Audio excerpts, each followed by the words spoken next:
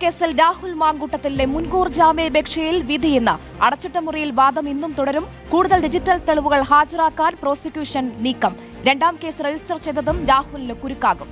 ഒളിവിൽ കഴിയുന്ന എംഎൽഎക്കായി 8ാം ദിനവും തിരച്ചിൽ ഊർജിതമാണ്. കർണാടകയുടെ ഉൾപ്രദേശങ്ങളിൽ കേന്ദ്രീകരിച്ചാണ് അന്വേഷണം നടക്കുന്നത്. അതേസമയം രാഹുലിനെ പാർട്ടിയിൽ നിന്ന് പുറത്താക്കാത്തതിൽ കടുത്ത അതൃപ്തിയിലാണ് വനിതാ നേതാക്കൾ ഉൾപ്പെടെയുള്ളവർ. രാഹുലിനെ കൈവിടരുതെന്ന നിലപാടിലാണ് ഷാഫി പറമ്പിലും AP അനിൽകുമാറും. വിവരങ്ങളുമായി അർജുൻ കല്യാടും ദീപക് മോഹനും ചേരുന്നു. ആദ്യം അർജുൻ കല്യാടിലേക്ക്. Arjun, good morning. ഇന്നിപ്പോൾ നിർണായകമായിട്ടുള്ള ഒരു ദിവസം തന്നെയാണ്. പക്ഷേ ജാമ്യാപേക്ഷയിൽ വിധി വരുമോ എന്നുള്ളതാണ്. അതിൽ ഇന്നിപ്പോൾ വാദം തുടരും. ഒപ്പം നിർണായകമാണ് എന്ന് പറയുമ്പോൾ ഇത് 8ാം ദിവസമായി രാഹുൽ മാങ്കൂട്ടത്തിനായിട്ടുള്ള തെരച്ചിലടക്കം നടക്കുന്നു. പക്ഷേ ഇതുവരെ കണ്ടെത്താനായിട്ടില്ല. ജാമ്യാപേക്ഷയ്ക്ക് മുൻപ്, അത് പരിഗണിക്കുന്നതിന് മുൻപ് കണ്ടെത്തണമെന്നുള്ളൊരു നീക്കമൊക്കെ ആയിരുന്നു ഉണ്ടായിരുന്നത്. അത് ഇതുവരെയും സാധിച്ചിട്ടുമില്ല. ഇന്നിപ്പോൾ പ്രോസിക്യൂഷൻ പ്രത്യേക രേഖകളൊക്കെ ഹാജരാക്കണം എന്ന് ആവശ്യപ്പെട്ടിരുന്നു. ഇതിന്റെ കൂടി അടിസ്ഥാനത്തിലാണ് ഇന്നിപ്പോൾ വീണ്ടും വാദം തുടരുകയും ചെയ്യുന്നത്. ഇന്ന് എന്തൊക്കെ പ്രതീക്ഷിക്കാം?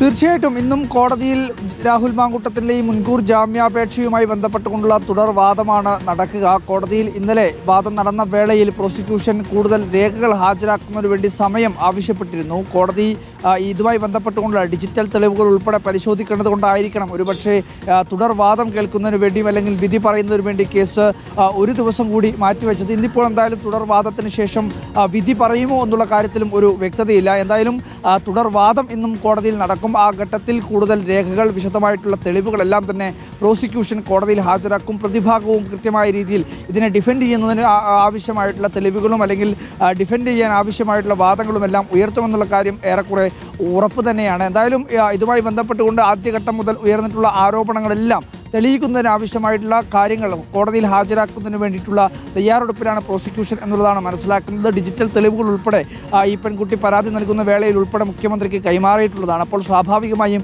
ആ തെളിവുകൾ ഉൾപ്പെടെ കോടതിയിൽ ഹാജരാക്കും. കോടതിയെ അത് ബോധ്യപ്പെടുത്തും എന്നുള്ളതാണ് മനസ്സിലാക്കാൻ വേണ്ടി കഴിയുന്നത്. പ്രതിഭാഗവും ഇന്നലെ തന്നെ വലിയ രീതിയിലുള്ള, അതായത് നേരത്തെ തന്നെ പറഞ്ഞതുപോലെ ആരോപണങ്ങൾ ഏറെക്കുറെ നിഷേധിക്കുന്ന രീതിയിലുള്ള വാദങ്ങളാണ് ഇന്നലെ കോടതിയിൽ നടത്തിയിട്ടുള്ളത്.